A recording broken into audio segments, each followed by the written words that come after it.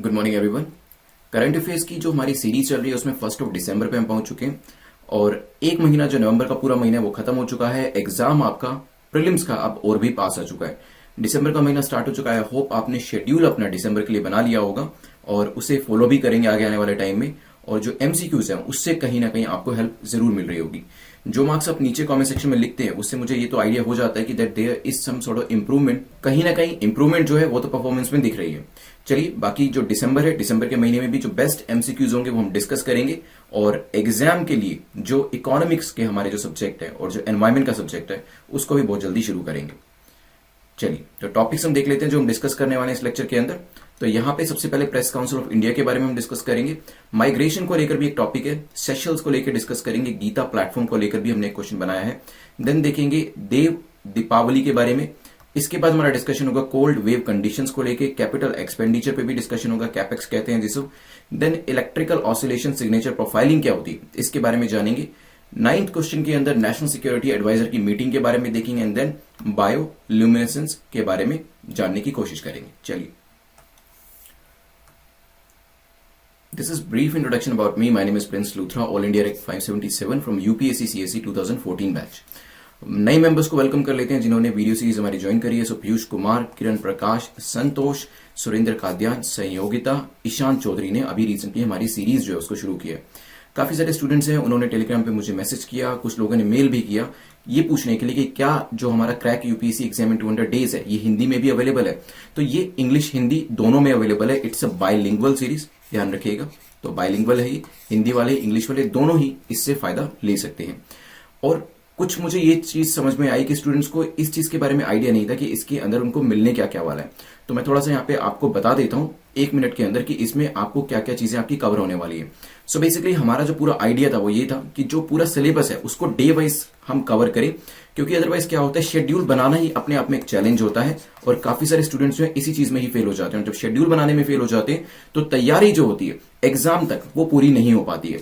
तो यहाँ पे कोशिश ये करी गई है कि हमने अपने एक्सपीरियंस से, क्योंकि काफी बार इस एग्जाम जो है इसको फेस किया है, यहाँ पे जो स्टूडेंट्स है उनकी तैयारी भी कराई है, तो अपने एक्सपीरियंस से यहाँ पे किस तरीके से लिमिटेड टाइम के अंदर इस सिलेबस को कवर किया जा सकता है, क्योंकि आपके एग्जाम को अब 200 दिन के आसपास का टाइम ही बचा है, उस चीज को हमने डे वाइज जो है कैटेगराइज किया। हर दिन में इसमें आपको जो आपके असाइनमेंट्स है, जैसे आपके लेसन्स हो गए, आपके क्विजेज हो गए, मॉक टेस्ट हो गए, एवरीडे बेसिस पे दिए जाते हैं। तो आपको क्या करना है, सिंपली आपको डे 1 पे जाना है। इसे ओपन करेंगे तो इसके अंदर आपके 7 से 8 असाइनमेंट जो होंगे वो ओपन हो जाएंगे। आपको पूरे दिन में वही 7 से 8 असाइनमेंट करने हैं, जिसमें 3-4 वीडियोस हो सकते हैं जो आपको देखने हैं, इसमें 3-4 क्विजेज हो सकते हैं जो आपको सोल्व करने हैं, एक मेंस का आंसर राइटिंग है वो आपको करना है, और हो सकता है किसी दिन आपको मॉक टेस्ट भी देना पड़े।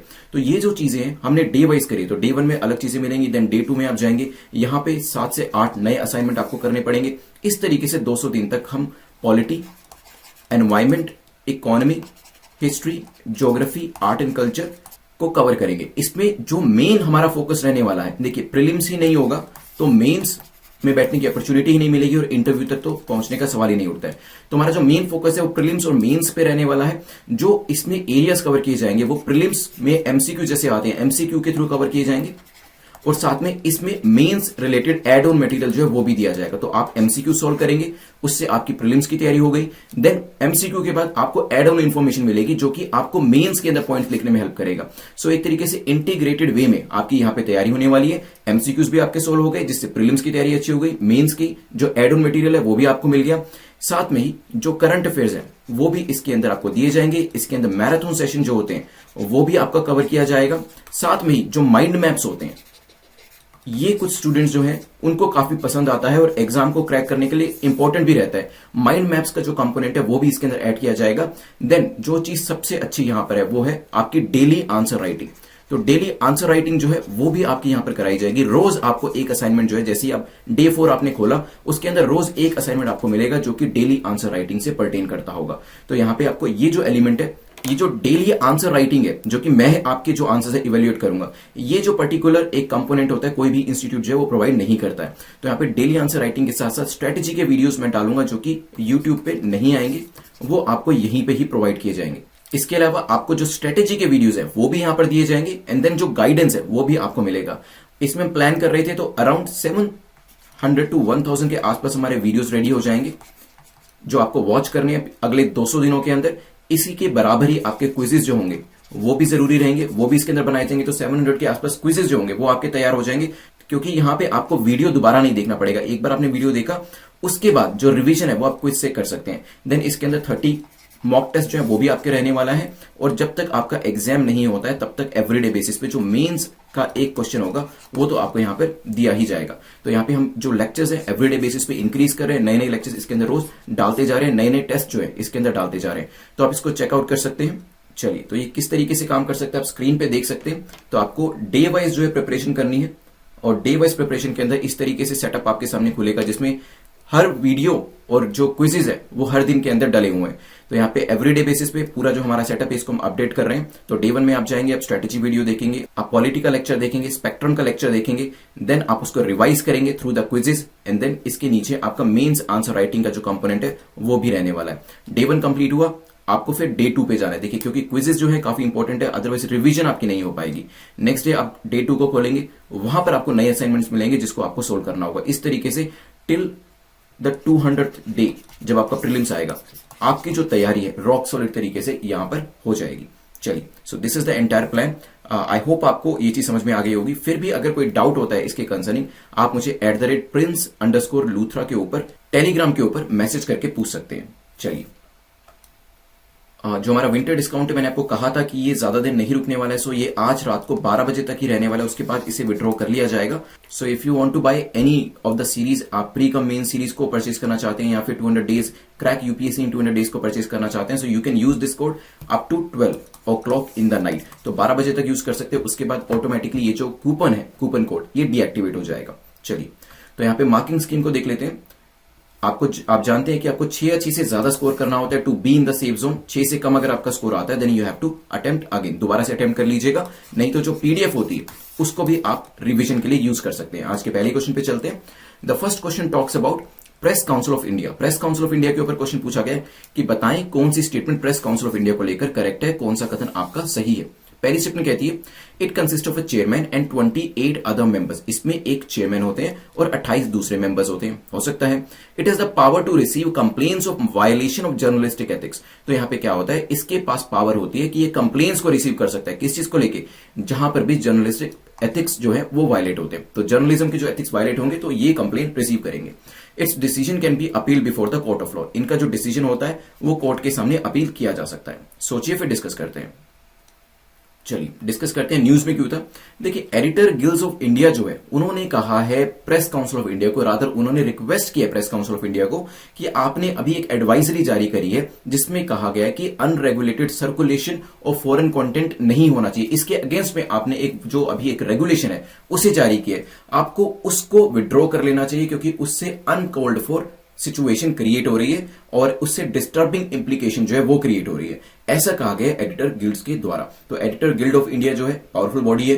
प्रेस काउंसिल ऑफ इंडिया को रिक्वेस्ट किया जा रहा है कि जो आपने एडवाइजरी कॉशनिंग जारी करी है उसको आप विड्रॉ कर लीजिए। लेट्स सी विड्रॉ करते हैं या नहीं करते। क्वेश्चन पे वापस आते हैं। तो क्या यहाँ पे चेयरमैन होते हैं और 28 अदर मेंबर्स होते हैं। तो प्रेस काउंसिल ऑफ इंडिया की बात करें, इट्स अ पावरफुल बॉडी। यहाँ पे 28 मेंबर्स होते हैं और एक चेयरपर्सन भी होती है। बिल्कुल ठीक बात है, पहली स्टेटमेंट करेक्ट हो जाती है। इसके पास पूरी पावर है, जब भी जर्नलिस्टिक एथिक्स का वायलेशन देखा जाता है तो कंप्लेंट्स जो होती है वो प्रेस काउंसिल ऑफ इंडिया के द्वारा रिसीव करी जाती है, और जो decision press Council of India ने दे दिया उसको फिर आप कोर्ट ऑफ लॉ के आगे अपील नहीं कर सकते। ध्यान रखिएगा इस चीज के बारे में। इस वजह से तीसरी स्टेटमेंट आपकी इनकरेक्ट हो जाती है। Therefore it's a powerful body. Answer क्या हो जाएगा, A will be the correct answer. जो पीसीआई के डिसीजंस होते हैं they are final and can not be appealed. ध्यान रखिएगा। चलिए पावर्स के बारे में देख लेते हैं। PCI has the power to receive complaints, जो कि जर्नलिस्टिक एथिक्स का जहां पे वायलेशन होगा, मिसकंडक्ट होगा, वहां पे ये जो कंप्लेंट्स होंगी ये रिसीव करी जाएंगी और इनके कंसर्निंग डिसीजन दिया जाएगा। PCI is responsible for enquiring into complaints receive. तो जो भी कंप्लेंट मिलेगी उसके कंसर्निंग इंक्वायरी करनी पड़ेगी।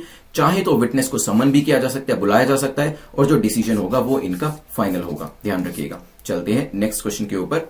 देखिए मेंस के हिसाब से भी ये क्वेश्चन अगर आप देखें तो काफी इंपॉर्टेंट बन जाता है कि आजकल देखिए हर न्यूज को ब्रेकिंग न्यूज कह के बताया जाता है, और इवन यूट्यूब के ऊपर भी, और अगर आप वैसे न्यूज चैनल देखें वहां पर भी ये जो चीज है काफी चल रही है, क्योंकि आई बॉल्स कैच करने की कोशिश करी जाती है हर व्यक्ति के द्वारा। तो क्या यहां पे एथिक्स जो है न्यूज के अंदर से खत्म हो रहे हैं? इस चीज के ऊपर मेंस के अंदर आपसे क्वेश्चन पूछा जा सकता है कि क्या हमारा जो जर्नलिज्म है या फिर कहें कि जो मीडिया है जो कि फोर्थ पिलर ऑफ डेमोक्रेसी के तौर पे जाना चाहता है, उसके अंदर से एथिक्स का इरोजन हुआ है या नहीं? आपके क्या विचार है? आज हमारा जो मेंस क्वेश्चन होने वाला है वो इसी के ऊपर होने वाला है, उसे प्लीज आंसर करिएगा। चलिए नेक्स्ट क्वेश्चन पे चलते हैं। Which of the following is wrongly matched? तो यहाँ पे एमिग्रेंट्स, रेफ्यूजीज और इमिग्रेंट्स के बारे में बताया गया है। रिसेंटली न्यूज में थे, क्यों थे वो भी बताऊंगा, बट पहले emigrants those coming to a foreign country with the intention of permanently living there. तो अगर परमानेंट वहां पे रहने के लिए आते हैं उसे एमिग्रेंट कहते हैं। Refugees those leaving a resident country with an intent to settle elsewhere, जो कि अपनी कंट्री को छोड़ के कहीं और सेटल होने के लिए जा रहे होते हैं, उनको रिफ्यूजीज कहते हैं। Immigrants, these are the people who have been forced to flee their resident country, जिनको मजबूरी में अपने रेजिडेंट कंट्री से बाहर निकाला जाता है या फिर वो खुद छोड़ के आते हैं। सोचिए फिर डिस्कस करते हैं। चलिए डिस्कस करते हैं। तो यहां पे आपसे पूछा था कि रोंगली कौन सा मैच करता है, इसमें से कौन सा गलत है, ये बताना था आपको। चलिए डिस्कस करते हैं। यहां पे सबसे पहले देखते हैं, those coming to a foreign country with the intention of permanently living there. तो जो दूसरी कंट्री में जाते हैं और ये इंटेंशन होती है कि वहां पर हम परमानेंटली रहेंगे, इसको क्या कहते हैं? This is the immigrants. ठीक है। Those living a resident country with the intent of settle elsewhere, जो अपनी रेजिडेंट कंट्री को छोड़ के कहीं और सेटल होने के लिए जा रहे होते हैं, उनको कहते हैं immigrants. Those are the people who have been forced to flee their resident country, जिनको यहां पे फोर्स किया जाता है अपनी कंट्री को छोड़ने के लिए, they are called the refugees. ठीक है। थोड़ा सा याद रखने का तरीका बता देता हूं किस तरीके से किया जा सकता है। देखिए, जब आप किसी दूसरी कंट्री में रहने के लिए जा रहे हैं, इट मींस आपको वहां पे इन किया जा रहा है, तो that is called the immigrants. I say you are going in that country and therefore you are an immigrant. Emigrant में क्या होता है? You are leaving, it means you are exiting your country. E stands for exiting, E stands for emigrant, I stands for immigrant, I stand for when you are incoming in a foreign country. तो इस तरीके से याद रख लीजिएगा। Emigrant में क्या होता है? एग्जिट होता है अपनी कंट्री से किसी दूसरी कंट्री में सेटल होने के लिए। इमिग्रेशन में क्या होता है? You are incoming in some other country. ध्यान रखिएगा, इस तरीके से बेसिकली याद करने का एक तरीका है। तो यहाँ पे तीनों की तीनों जो स्टेटमेंट थी, पूछा यही था कि रॉन्गली मैच्ड है, तीनों ही रॉन्गली मैच्ड है। आंसर क्या हो जाएगा? D will be the correct answer. News क्यों थी? क्योंकि देखिए, फ्रांस और जो इंग्लिश चैनल है, बेसिकली फ्रांस और लंदन के बीच में अब यहां सिक्योरिटी जो बढ़ाई गई है, क्योंकि इंग्लिश चैनल के थ्रू काफी ज्यादा देखा गया था कि इलीगल माइग्रेशन जो है वो यहां पे किया जा रहा है। फ्रांस की बीचेस के थ्रू लोग फ्रांस के अंदर एंटर कर रहे हैं, इस वजह से यहां पे सिक्योरिटी जो है अभी बढ़ाई गई है। चलते हैं नेक्स्ट क्वेश्चन के ऊपर। This we have already explained. Next question जो है सेशल्स को लेकर है, पूछा गया consider the following statement about Seychelles. Seychelles के बारे में 3 स्टेटमेंट दिए, आपको बताना है कौन सी स्टेटमेंट करेक्ट है। पहली स्टेटमेंट कहती है, it is an archipelagic island country in the Indian Ocean. तो एक आइलैंड कंट्री है, कहां पर? इंडियन ओशन के अंदर। It lies above the equator, ये इक्वेटर के ऊपर फॉल करती है। It is a member of United nation and the African union. तो ये यूएन का भी मेंबर है और अफ्रीकन यूनियन का भी मेंबर है सेशल्स। सोचिए क्या आंसर होगा, फिर इसको देखेंगे कि न्यूज में क्यों थी ये कंट्री और क्यों हमने ये क्वेश्चन बनाया। चलिए तो यहां पे प्रेसिडेंट जो है यहां के सेशल्स के, उन्होंने इंडिया की काफी तारीफ करी है। उन्होंने कहा है कि पेंडेमिक के टाइम पे इंडिया ने हमारी काफी मदद करी है, चाहे वो फूड सप्लाई को लेकर हो, मेडिकल सप्लाई को लेकर हो। तो ये जो है एक अच्छा स्टेप है बेसिकली एक नेबरिंग कंट्री के साथ अच्छे रिलेशन बनाने का। और इंडिया ने कहा है कि फर्दर भी हम आपको असिस्टेंस देते रहेंगे। क्या ये एक आइलैंड कंट्री है? अभी मैप पे दिखाऊंगा। Yes, it is an island country जो कि इंडियन ओशन में फॉल करती है, हमारे नेबर है। It lies above the equator, तो ये चीज गलत है यहाँ पे, because it lies below the equator, equator के नीचे ये फॉल करती है। And is it a member of United nation? तो यस, यूनाइटेड नेशन की भी मेंबर है सेशल्स, और सेशल्स अफ्रीकन यूनियन का भी मेंबर है, क्योंकि अफ्रीका के भी ये पास में पड़ता है। बेसिकली इंडिया और अफ्रीका के बीच में ही कह सकते हैं, ज्यादा जो करीबी है इसकी अगर हम डिस्टेंस वाइज देखें तो अफ्रीका के ये ज्यादा पास आता है। चलिए, तो आंसर क्या हो जाएगा आपका? B will be the correct answer. एक बार दिखा देता हूं सेशल्स कहां पे लोकेट करता है। सो दिस इज इंडिया, ये आपका मालदीव्स है और ये आपका सेशल्स है। तो अफ्रीका के ज्यादा पास है, इंडिया से थोड़ा सा दूर है ये। सेशल्स जो है अगर आप यहां पे दूसरे ग्राफिक के अंदर देखें तो इक्वेटर के नीचे फॉल करता है, ना कि इक्वेटर के ऊपर। जो आपका हॉर्न ऑफ अफ्रीका है, this region, this particular region, इसके तो बिल्कुल ही पास में ईस्टर्न साइड में ये फॉल करता है। तो ये चीजें कुछ इंपॉर्टेंट फैक्ट्स हैं, सेशल्स के बारे में ध्यान रखिएगा। चलते हैं नेक्स्ट क्वेश्चन के ऊपर। एक और चीज, मान लीजिए कभी अगर आप ऑनलाइन नोट्स बनाते हैं तो आपको काफी सारे मैप्स एंड चार्ट्स उसके अंदर लगा के रखने होते होंगे, जो कि जरूरी भी है। अगर आपको कभी भी इस तरीके का मैप दिखता है जो कि गलत है, उसे जरूर करेक्ट कर दिया करिए, राइट? क्योंकि इस तरीके के मैप्स जो है काफी सारे अवेलेबल है गूगल के ऊपर, so you just correct them. और रीजन क्या है इस मैप को करेक्ट करने का, because JNK is an integral part of India. Aksai चीन जो है वो भी इंडिया का पार्ट है, और जो आपका JNK है वो भी पूरा इंडिया का पार्ट है। बहुत सारे मैप्स नहीं दिखाते हैं इसको इंडिया का पार्ट, वो पाकिस्तान की साइड और चाइनीज साइड दिखाते हैं, तो उस चीज को प्लीज करेक्ट कर लिया करिए। नेक्स्ट क्वेश्चन पे चलते हैं जो कि गीता प्लेटफॉर्म को लेकर है। पूछा गया GITA platform encourages industrial investment in innovation technology solutions by. तो गीता प्लेटफॉर्म जो है किस चीज के अंदर एनकरेज करता है, industrial investment and innovation technology, mapping technology gaps. तो टेक्नोलॉजी गैप को मैप करके ये इनोवेटिव सॉल्यूशंस जो है प्रोवाइड करता है by undertaking expert evaluation of technologies available across the globe. तो पूरी दुनिया के अंदर जो टेक्नोलॉजी अवेलेबल है उसके ऊपर एक्सपर्ट का इवैल्यूएशन करवाया जाता है, उसके थ्रू यहाँ पे टेक्नोलॉजी सॉल्यूशन प्रोवाइड कराए जाते हैं। Crowd funding for individual ideas, तो इंडिविजुअल आइडियाज जो होते हैं उसके लिए क्राउड फंडिंग जो होती है वो भी यहाँ पे अरेंज कराई जाती है, उसके थ्रू सॉल्यूशन प्रोवाइड कराया जाता है। सोचिए इसके बारे में, गीता क्या है, गीता के बारे में बताइएगा, एंड देन ये बताइएगा कि इसमें आंसर क्या है हमारा।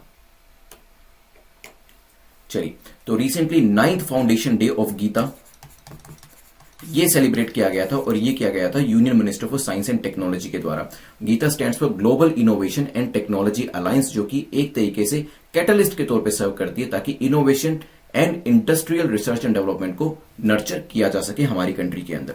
तो यहाँ पे मेन चीज जो होती है टेक्नोलॉजी गैप्स जहां पे होते हैं उसको मैप किया जाता है, एरेडिकेट किया जाता है। तो पहली स्टेप आपकी ठीक है, यहाँ पे ऑल ओवर द ग्लोब जो भी इंपॉर्टेंट टेक्नोलॉजीज अवेलेबल है उसका एक्सपर्ट इवेल्युएशन कराया जाता है। सेकंड स्टेटमेंट भी हमारी करेक्ट है, लेकिन इसमें क्राउड फंडिंग जैसा कोई भी कॉन्सेप्ट नहीं है, ध्यान रखिएगा। अभी क्योंकि 9th फाउंडेशन डे जो है इसका हमने सेलिब्रेट किया है, इस वजह से क्वेश्चन पूछा जा सकता है कि गीता क्या है और ये क्या क्या काम करती है। तो गीता की फुल फॉर्म आपको पता होना चाहिए, global innovation and technology alliance, और ये क्या क्या काम करती है ये भी चीजें आपको पता होनी चाहिए, ये अलायंस क्या क्या काम करती है। चलिए नेक्स्ट क्वेश्चन पे चलते हैं। नेक्स्ट क्वेश्चन बात करता है देव दीपावली के बारे में। पूछा गया देव दीपावली के बारे में बताइए कौन सी स्टेटमेंट आपकी करेक्ट है, कौन सा कथन आपका सही है। पहली स्टेटमेंट कहती है it's a festival of Kartik Purnima. तो कार्तिक पूर्णिमा का ये फेस्टिवल है जिसे कहां पे, वाराणसी उत्तर प्रदेश में सेलिब्रेट किया जाता है। It takes place 15 days before Diwali, Diwali से 15 दिन पहले इसे सेलिब्रेट किया जाता है। सोचिए फिर डिस्कस करते हैं।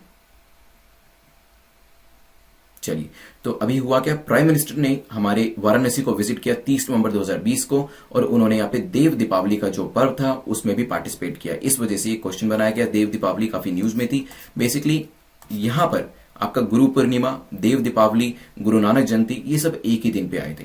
It falls on the full moon of Hindu month of Kartik, नवंबर दिसंबर में फॉल करता है, और takes place 15 days after Diwali, Diwali के 15 दिन के बाद इसे सेलिब्रेट किया जाता है। तो पहली स्टेटमेंट आपकी बिल्कुल ठीक है, सेकंड स्टेटमेंट इनकरेक्ट हो जाती है because it comes after 15 days after Diwali. तो आपका आर्ट एंड कल्चर का ये एक इंपॉर्टेंट एरिया है, और वैसे भी क्योंकि प्राइम मिनिस्टर ने इसमें पार्टिसिपेट किया है तो ये इंपॉर्टेंट हो जाता है। ये चीज जो थी PIB के अंदर मेंशन करी गई थी, ये द हिंदू से नहीं ली गई है।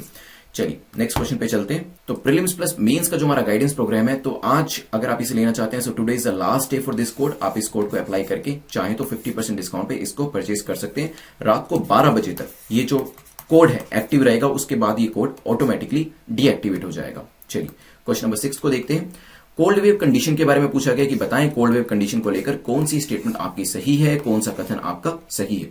पहली स्टेटमेंट कहती है it's declared when there is a significant drop in minimum और नाइट टाइम टेम्परेचर। तो यहां पे कोल्ड वेव कंडीशन तब डिक्लेयर करी जाती है जब एक तरीके से बहुत ज्यादा ड्रॉप देखा जाता है, किसके अंदर, नाइट टाइम टेम्परेचर के अंदर, जो टेम्परेचर एकदम से काफी गिर जाता है। तो in the plains the minimum temperature should be 5 degree और लोअर। प्लेन्स के अंदर जो टेम्परेचर है 5 डिग्री या उससे कम होना चाहिए अगर हम कोल्ड वेव कंडीशन को कहना चाहते हैं। तो a wind chill factor is a measure of cooling effect of the wind और the temperature of the air. एक विंड चिल फैक्टर होता है जो क्या मेजर करता है, वो मेजर करता है cooling effect of the wind को या फिर टेम्परेचर ऑफ द एयर को। सोचिए आपका ये एनवायरमेंट इकोलॉजी में ये क्वेश्चन काउंट किया जा सकता है, क्या इसका आंसर होगा फिर हम डिस्कस करेंगे। चलिए, न्यूज में क्यों था, क्योंकि दिल्ली और इसके आसपास के रीजन जो है ऐसा कहा गया है कि नियर कोल्ड वेव कंडीशन, यहां पे कोल्ड वेव कंडीशन की बात नहीं करी गई है, कहा है नियर कोल्ड वेव कंडीशन। तो कोल्ड वेव जैसी कंडीशन को यहां पे एक्सपीरियंस कर रहे हैं। अब बात करी जाए कि कोल्ड वेव कंडीशन होती कैसी है। देखिए सबसे पहले तो जब सिग्निफिकेंट ड्रॉप होता है टेम्परेचर के अंदर तब इसको डिक्लेयर किया जाता है। मान लीजिए टेम्परेचर जो था वो था 16 और एकदम से गिर के वो 10 हो गया, तो काफी ज्यादा यहाँ पे प्रेसिपिटस डाउन हमें देखने को मिला, डिक्लाइन देखने को मिला। तो यहाँ पे जो एकदम से टेम्परेचर ड्रॉप करता है, तब हम कहते हैं कोल्ड वेव कंडीशन जो है वो हम एक्सपीरियंस कर रहे हैं। लेकिन उसके अंदर भी मेजरमेंट दिया गया, ऐसा नहीं है कि सिर्फ 30 से टेम्परेचर 25 हुआ तो कोल्ड वेव कंडीशन हो जाएगी, नहीं। जब टेम्परेचर 10 डिग्री या इससे नीचे चला जाता है तो हम कहते हैं कोल्ड वेव लाइक कंडीशन, ना कि 5 डिग्री और लोअर। ध्यान रखिएगा, सेकंड स्टेटमेंट आपकी गलत हो जाती है। विंड चिल फैक्टर काफी कॉमन सेंस वाली स्टेटमेंट थी। विंड चिल फैक्टर क्या होगा, जब आप cooling effect of the wind को मेजर करते हैं, that is called the wind chill factor. तीसरी स्टेटमेंट वैसे ही हमारी करेक्ट हो जाती है। आंसर क्या होगा हमारा, C will be the correct answer. पहली और तीसरी स्टेटमेंट हमारी करेक्ट है। चलिए चलते हैं नेक्स्ट क्वेश्चन के ऊपर, which is question number 7। Question number 7 पूछ रहा है, which of the following is not included in capital expenditure. हमने कैपेक्स के बारे में पहले भी क्वेश्चन डिस्कस करें। कैपेक्स के बारे में मैंने आपको बताया था, कैपिटल एक्सपेंडिचर खासतौर पे कोविड-19 के टाइम पे किया जा रहा है ताकि इन्फ्यूज करी जा सके लिक्विडिटी मार्केट के अंदर, लोगों के पास पैसा आए और फिर वो उसे खर्च करें, इकोनॉमी का जो हमारा व्हील है वो चलता रहे। तो यहाँ पे कैपिटल एक्सपेंडिचर इनमें से कौन नहीं है, ये पूछा है, नॉट पूछा है। ध्यान रखिएगा, क्या स्कूल एक कैपिटल एक्सपेंडिचर है? What about dams, railway lines, weapon purchase? सोचिए क्या इसका आंसर होगा, फिर डिस्कस करते हैं। चलिए तो डिस्कस करते हैं। अभी recently finance minister Nirmala Sitharaman ji ने एक वीडियो कॉन्फ्रेंस करी वेरियस सेक्रेटरीज के साथ, सेक्रेटरीज ऑफ वेरियस मिनिस्ट्रीज, जैसे कि मिनिस्ट्री ऑफ पावर हो गई, मिनिस्ट्री ऑफ माइंस हो गई, एटॉमिक एनर्जी मिनिस्ट्री हो गई, डिपार्टमेंट हो गया, देन पब्लिक सेक्टर एंटरप्राइजेस के जो सीएमडीज होते हैं उनके साथ मीटिंग करी और उनसे पूछा कि कैपिटल एक्सपेंडिचर इस फाइनेंशियल ईयर में उन्होंने कितना किया, उसको रिव्यू करने के लिए मीटिंग करी गई थी। तो यहां पे इस वजह से ही कैपेक्स या फिर कैपिटल एक्सपेंडिचर के बारे में हमने डिस्कस किया था। तो बेसिकली यूज क्या होता है, कहां पे इसको कहते हैं कि कोई भी एक्सपेंडिचर कैपिटल एक्सपेंडिचर और कौन सा कैपिटल एक्सपेंडिचर नहीं है। देखिए, जब भी आप कोई एसेट को परचेज करते हैं, कोई एसेट को परचेज करने में, उसको अपग्रेड करने में आपने कोई खर्चा किया, उसे आप नॉर्मल तौर पे कैपिटल एक्सपेंडिचर कहते हैं। तो जैसे आपने स्कूल बनाया, स्कूल आपकी एसेट है, डैम बनाया, डैम आपकी एसेट है, रेलवे लाइन बनाई, वो आपकी एसेट है, और वेपन परचेज करे, वो भी आपकी एसेट्स है। तो ये चारों के चारे कैपिटल एक्सपेंडिचर हैं, क्योंकि यहां पर आप अपने एक एसेट क्रिएशन कर रहे हैं जिसको आप फ्यूचर में आप यूज करने वाले हैं। तो यहां पे एसेट को क्रिएट करना या अपग्रेड करना क्या कहलाता है, कैपिटल एक्सपेंडिचर। आंसर क्या होगा आपका, डी पूछा था कि इनमें से कौन सा कैपिटल एक्सपेंडिचर नहीं है। चलिए कुछ और चीजें देखते हैं इस क्वेश्चन को लेकर। What is capital expenditure in simple words? The union government defines capital expenditure as the money spent on acquisition of asset. जब भी आप कोई एसेट को एक्वायर करते हैं, जैसे कि लैंड हो गया, बिल्डिंग हो गया, machinery, equipment, as well as investment in shares, तो जहां पर भी आप इन चीजों में पैसा लगाते हैं, इवन जैसे स्कूल भी एक अपने आप में बिल्डिंग है और उसके लिए उसको लैंड भी लेना पड़ेगा, बिल्डिंग जो है, मशीनरी जो है, मशीनरी भी आपको जो है फर्दर चीजें प्रोड्यूस करके देगी, इक्विपमेंट लेते हैं जो कि मशीनरी जैसी ही चीज है, या फिर अपने शेयर्स में इन्वेस्ट करते हैं, ये सब आपकी एसेट कहलाता है in simple words. What are the examples of capital expenditure? जैसे कि school, colleges, hospitals, roads, bridges, dams, railway lines, airports, seaports. जब आप इन चीजों में पैसा लगाते हैं तो कहीं ना कहीं आप अपनी एसेट को क्रिएट कर रहे हैं फ्यूचर पर्पस के लिए। फ्यूचर में आपको पता है कि ब्रिजेस बनाने से काफी फायदा होगा, जो वाहन है वो इसके ऊपर से आ जा सकेंगे, रोड्स का यूज भी इसी चीज के लिए किया जा सकता है, हॉस्पिटल का यूज जो है लोगों को इलाज देने के लिए किया जा सकता है। तो ये जो है एक तरीके से बिल्डिंग भी है और आपकी एसेट भी है। Capital expenditure also covers the acquisition of equipment and machinery bye the government. जैसे कि डिफेंस पर्पस के लिए आपने राफेल ली, तो राफेल क्या आपकी एसेट है? तो यस, राफेल भी आपकी एसेट है। अगर आपने हाउइट्जर गन्स ली, क्या वो आपकी एसेट है? यस, वो भी आपकी एसेट है। कैपिटल एक्सपेंडिचर के अंदर और क्या चीजें आती है? जब आप इन्वेस्टमेंट करते हैं by the government to yield profits और डिविडेंड इन द फ्यूचर, जैसे कि यहां पे शेयर्स की बात करी गई थी। तो ये सब चीजें जो है सिंपली आप कह सकते हैं एसेट क्रिएट करने के लिए जब आप पैसे को खर्च करते हैं, that is called the capital expenditure. जैसे मैं आपको एग्जांपल देता हूं, आपने एक गाड़ी खरीदी, अब कार जो है वो आपकी एक एसेट है, तो उसके लिए जो आपने खर्च किया वो आपका कैपिटल एक्सपेंडिचर है। सिमिलरली आपने एक घर खरीदा अपने लिए, अब जो घर है, हाउस, आपकी एसेट है, ठीक है। एसेट एंड लाइबिलिटी के अंदर जैसे आपकी एसेट साइड होती है, लाइबिलिटी साइड होती है, तो एसेट साइड में ही लिखते हैं आप अपने घर को, हाउस जो होगा एसेट साइड आएगा। तो जब आप इस तरीके से पैसा खर्च करते हैं एसेट्स को क्रिएट करने के लिए, दैट मनी जो आप स्पेंड करते हैं उसे कहते हैं कैपिटल एक्सपेंडिचर। चलते हैं नेक्स्ट क्वेश्चन के ऊपर। नेक्स्ट क्वेश्चन बात करता है brain electrical oscillation signature profiling. पूछा गया इसको लेकर बताएं कौन सी स्टेटमेंट करेक्ट है। पहली स्टेटमेंट कहती है it is also known as brain finger printing. इसे ब्रेन फिंगर प्रिंटिंग भी कहा जाता है। The test is carried out via a process known as electroencephalogram, जिसे हम साइकोलॉजी में भी पढ़ते हैं, इसे EEG कहा जाता है, ठीक है। हो सकता है ये सही हो या फिर ना भी हो। It is less credible than a lie detector test. Lie detector test के कंपैरिजन में इसकी क्रेडिबिलिटी अभी उतनी ज्यादा एस्टेब्लिश नहीं हुई है। सोचिए, brain electrical oscillation signature profiling, मेरी एक स्टूडेंट है जिनका नाम रोशनी है, वो पूछते थे कि साइंस एंड टेक्नोलॉजी कहां से करनी चाहिए। देखिए, तो इस तरीके के आर्टिकल जब भी न्यूज़पेपर में आते हैं, ये आपके एसएनटी सेक्शन के लिए काफी इंपॉर्टेंट हो जाते हैं, साइंस एंड टेक्नोलॉजी के लिए। तो इस तरीके के क्वेश्चन को बहुत अच्छे से करके चाहिएगा, सो दैट एग्जाम में जब इनसे कंसर्निंग क्वेश्चन आते हैं तो वो आपके सोल्व हो जाए। अब बात करते हैं brain electrical oscillation signature profiling के बारे में।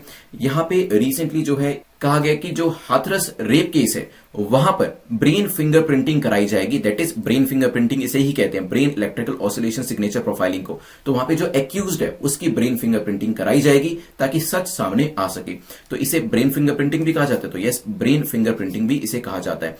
इसे ईईजी दैट इज इलेक्ट्रोएन्सेफेलोग्राम के द्वारा प्रोसेस में लाया जाता है। तो यस, ये भी बिल्कुल करेक्ट है। अगर कंपेयर किया जाए तो एक्सपर्ट से that while a person might be able to control their pulse rate and BP even in times of distress या स्ट्रेस, BEOSP दैट इज जो आपकी ब्रेन फिंगरप्रिंटिंग जो है, ये काफी ज्यादा क्रेडिबल है अगर हम लाई डिटेक्टर टेस्ट से इसका कंपैरिजन करते हैं, क्योंकि यहां पर आपको मशीन को धोखा देना उतना आसान नहीं होता है जैसे कि लाई डिटेक्टर टेस्ट के अंदर किया जा सकता है। तो तीसरी स्टेटमेंट आपकी इनकरेक्ट हो जाती है, आंसर हो जाएगा B is the correct answer.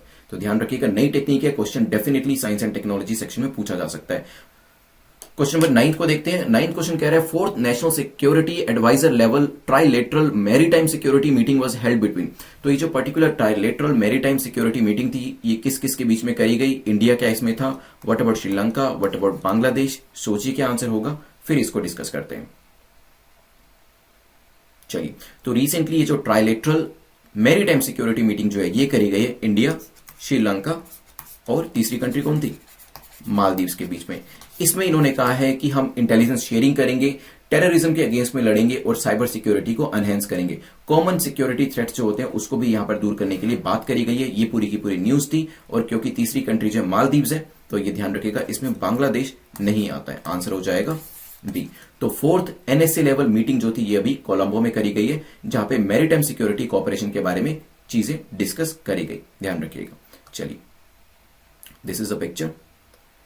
चलते हैं आज के लास्ट क्वेश्चन के ऊपर। लास्ट क्वेश्चन जो है बायोल्यूमिनेसेंस के बारे में है। अगेन आपका साइंस एंड टेक्नोलॉजी सेक्शन का ये एक क्वेश्चन है जो कि एग्जाम में पूछा जा सकता है। इसके बारे में कहा है कि बताएं कौन सी स्टेटमेंट करेक्ट है, कौन सा कथन बायोल्यूमिनेसेंस के बारे में सही है। It is a property of a living organism to produce and emit light. तो बेसिकली एक प्रॉपर्टी होती है लिविंग ऑर्गेनिज्म की, जीव की, जिससे कि वो लाइट को एमिट करता है।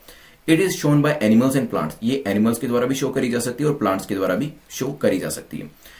Bioluminescence has been an annual occurrence along the east coast of India. हमारी जो ईस्ट कोस्ट है, तो ये जो आपका उड़ीसा आंध्र प्रदेश वाला रीजन है, यहां पर कहते हैं कि हर साल बायोल्यूमिनेसेंस का जो एक फीचर है वो यहां पर हर साल होता है। सोचिए क्या आंसर होगा, फिर डिस्कस करते हैं। चलिए, तो रिसेंटली महाराष्ट्र की बीचेस के अंदर ये जो पर्टिकुलर फिनोमिना है वो देखा जा रहा है, जिसके अंदर से जो जीव होते हैं वो लाइट को एमिट करते हैं और काफी सुंदर सा एक दृश्य जो है वो दिखाई देता है। कुछ इस तरीके से सीनिक ब्यूटी आप देख सकते हैं, ऐसी चीजें दिखाई देती है पानी के अंदर जैसे लाइट जल रही हो। चलिए, तो ये कहां पे देखा गया है? महाराष्ट्र के बीचेस के अंदर देखा गया। तो यहां पे जो फर्स्ट स्टेटमेंट है, is it the property of living organism, तो यस, लाइट करने की क्षमता होती है। तो पहली स्टेटमेंट आपकी करेक्ट हो जाती है। एनिमल्स और प्लांट्स शो करते हैं, बिल्कुल ठीक है, लेकिन ईस्ट कोस्ट के ऊपर एनुअल बेसिस पे ये नहीं देखा जाता, तो तीसरी स्टेटमेंट हो जाती है इनकरेक्ट। बायोल्यूमिनेसेंस जो है it is an annual occurrence on the western coast since 2016। तो ये जो चीज है अभी से ही कुछ सालों से होनी शुरू हुई है, 2016 से, और ये नवंबर दिसंबर के मंथ में देखने को मिलती है। 2016 से शुरू हुई है और अभी 2020 में भी इसे देखने को यहां पे मिला था, इस वजह से ही न्यूज के अंदर इसने एक जगह बनाई। आंसर हो जाएगा हमारा A will be the correct answer. Bioluminescence ये हमने पढ़ लिया कि एक प्रॉपर्टी होती है, लेकिन it is found in many marine organism, जैसे कि बैक्टीरिया हो गया, एल्गे हो गया, जेलीफिश हो गया, वर्म्स, साथ में ही क्रस्टेशियंस, सी स्टार्स, फिश, शार्क्स, सबके अंदर ये जो चीजें आपकी पाई जा सकती हैं। Luminescence is generally higher in deep living and planktonic organism than in the shallow species. तो जो स्पीसीज काफी डीप वाटर में रहते हैं वहां पर ये जो प्रॉपर्टी है ज्यादा मिलती है compare to the shallow species, ध्यान रखिएगा। तो यहाँ पे 10 क्वेश्चन हमारे कंप्लीट होते हैं। अभी रिवीजन करेंगे ताकि 30% चीजें आपको याद रहें। चलिए, अपनी रिवीजन जो है उसे स्टार्ट करते हैं। शुरुआत हमारी हुई थी प्रेस काउंसिल ऑफ इंडिया से, पावरफुल बॉडी है। यहां पे कोर्ट के आगे नहीं जाया जा सकता, जो decision press Council of India ने दे दिया वो फाइनल हो जाएगा। इसमें चेयरमैन होते हैं और 28 मेंबर्स भी इसमें होते हैं। अभी रिसेंटली जो एडिटर गिल्ड थी उसने प्रेस काउंसिल ऑफ इंडिया से रिक्वेस्ट करी है कि जो रिसेंटली उन्होंने एडवाइजरी जारी करी है उसको प्लीज वो विड्रॉ कर ले। पावर हमने यहां पर देख ली, पूरा डिस्कशन हमारा हो गया। समन करना चाहे किसी इंडिविजुअल को करा जा सकता है, कंप्लेन को रिसीव किया जा सकता है और फिर उसके ऊपर डिसीजन जो है वो भी अपना दिया जा सकता है प्रेस काउंसिल ऑफ इंडिया के। देन हमारा डिस्कशन हुआ था इमिग्रेंट्स के ऊपर, रेफ्यूजी के ऊपर, इमिग्रेंट के ऊपर। मैंने आपको बताया था आई स्टैंड्स फॉर इमिग्रेंट, इनकमिंग के लिए होता है, ई स्टैंड्स फॉर एग्जिटिंग, ये इमिग्रेंट्स के लिए यूज होता है। तो ध्यान रखिएगा, इस तरीके से याद करके जाइएगा। देन हमारा डिस्कशन इसके बाद क्वेश्चन नंबर 3 के ऊपर हुआ था, जहां हमने डिस्कशन किया था सेशल्स को लेके। ये एक आइलैंड कंट्री है और कहां पे फॉल करती है, it lies below the equator. ध्यान रखिएगा, जो हॉर्न ऑफ अफ्रीका है उसके बिल्कुल पास में रहती है। रिसेंटली हमें थैंक्स किया गया था इस कंट्री के प्रेसिडेंट के द्वारा कि हमने पेंडेमिक के टाइम पे उनकी काफी मदद करी है, तो ये चीज भी ध्यान रखिएगा। देन गीता प्लेटफॉर्म के बारे में डिस्कशन हुआ था। 9th फाउंडेशन डे जो गीता का है उसे अभी सेलिब्रेट किया गया था, इस वजह से ये पर्टिकुलर बॉडी जो अलायंस है ये न्यूज में थी। इसके बाद हम चले थे नेक्स्ट क्वेश्चन के ऊपर। नेक्स्ट क्वेश्चन के अंदर हमने देव दीपावली, जिसमें प्राइम मिनिस्टर भी गए थे, उन्होंने भी अपनी जो प्रेजेंस थी वहां पर दी थी, इसके बारे में डिस्कशन हुआ था। It is the festival of Kartik Purnima, जो कि वाराणसी में सेलिब्रेट किया गया था। दिवाली के 15 दिन के बाद इसे सेलिब्रेट किया जाता है और काफी हर्षोल्लास से इसे मनाया जाता है। देन नेक्स्ट हमारा डिस्कशन हुआ था क्वेश्चन नंबर 6 को लेकर, जहां पे हमने कोल्ड वेव कंडीशन, दिल्ली और इसके आसपास के रीजन में कोल्ड वेव कंडीशन तो नहीं है लेकिन नियर कोल्ड वेव कंडीशन है। इसमें होता क्या है, एकदम से जो टेम्परेचर है वो नीचे गिरता है और जो टेम्परेचर है 10 डिग्री है इससे नीचे होना चाहिए। विंड चिल जो है वो भी हमने यहाँ पे डिस्कस किया था। इसके बाद हमारा डिस्कशन हुआ था कैपिटल एक्सपेंडिचर के बारे में। तो जब भी आप पैसा खर्च करते हैं एसेट को क्रिएट करने के लिए या फिर एसेट को अपग्रेड करने के लिए, उसे कैपिटल एक्सपेंडिचर कहते हैं। फाइनेंस मिनिस्टर ने यहाँ पे मीटिंग ली है काफी सारे सेक्रेटरीज की और जो पीएसयूज है उनके सीएमडीज की, कि उनका कैपिटल एक्सपेंडिचर कहां कहां पे हुआ है पिछले फाइनेंशियल ईयर के अंदर। देन हमारा डिस्कशन नेक्स्ट हुआ था ब्रेन ऑसिलेशन सिग्नेचर प्रोफाइलिंग के बारे में, जो कि ब्रेन फिंगरप्रिंटिंग के तौर पे भी जिसे जाना जाता है। हाथरस केस के अंदर ब्रेन फिंगरप्रिंटिंग जो है वो करी जा रही है एक्यूज्ड इंडिविजुअल्स की, और ये कहा जा रहा है कि अगर हम लाई डिटेक्टर टेस्ट से इसे कंपेयर करें so it is much better और इसकी क्रेडिबिलिटी काफी ज्यादा है लाई डिटेक्टर टेस्ट के कंपैरिजन के अंदर। फिर हमने देखा था 4th naval security adviser level trilateral maritime security meeting, जो कि इंडिया, श्रीलंका और मालदीव्स के बीच में हुई है, जहां पे मैरीटाइम के अंदर कॉपरेशन कैसे करना है इस फील्ड के अंदर, ये जो बातें थी डिस्कस करी गई थी और ये जो है कोलंबो के अंदर कंडक्ट करी गई थी।